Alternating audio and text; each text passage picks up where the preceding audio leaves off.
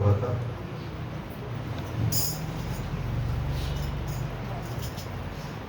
తెలుసుకున్న తర్వాత 9వ ఆదివారం సంబంధించిన ప్రారంభం.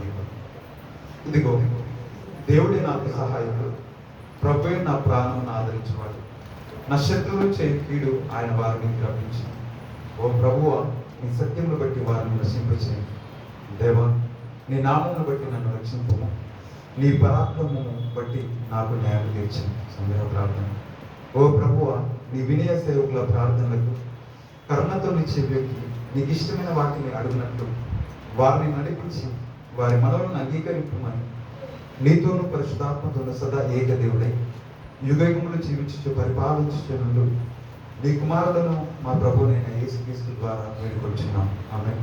విత్తనం యెహోవా మా ప్రభువా, ఆకాశములలో నీ మహిమను కనపరచువాడా, భూమి అంతట నీ నామం ఎంత ప్రభావం కలిగి. హల్లెలూయా, హల్లెలూయా. నా చిన్నలారా నా బోధకు చెవియొగ్గుడి, నా నోటి మాటలకు చెవియొగ్గుడి. హల్లెలూయా. అపొస్తలుల విశ్వాస ప్రమాణం. నేను చెప్తాను, దయచేసి నా వెనుక చెప్పండి. ఈ ప్రార్థన అందరినీ కలిసి ఈ విశ్వాసం ఒప్పుకుందాం. నేను పరలోకమును భూలోకమును సృష్టించిన సర్వశక్తి గల తండ్రి అయిన దేవునిని నమ్ముచున్నాను. ఆయన జనదైక కుమారుడు మన ప్రభువునైన యేసుక్రీస్తును నమ్ముచున్నాను.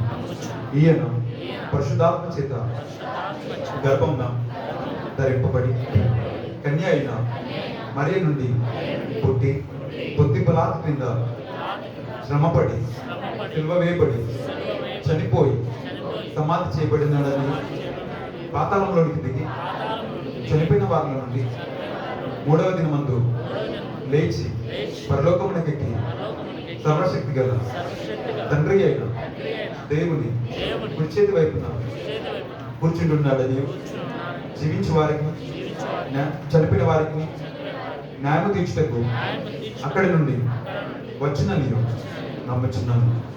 నేను పరిశుద్ధాత్మని నమ్ముచున్నాను. పరిశుద్ధ క్రైస్తవ సంఘమును, పరిశుద్ధుల ఐక్యమును, పాప పరిహారమును, శరీర పునరుద్ధానము, నిత్య జీవమును ఉన్నవని నమ్ముచున్నాను. ఆమేన్.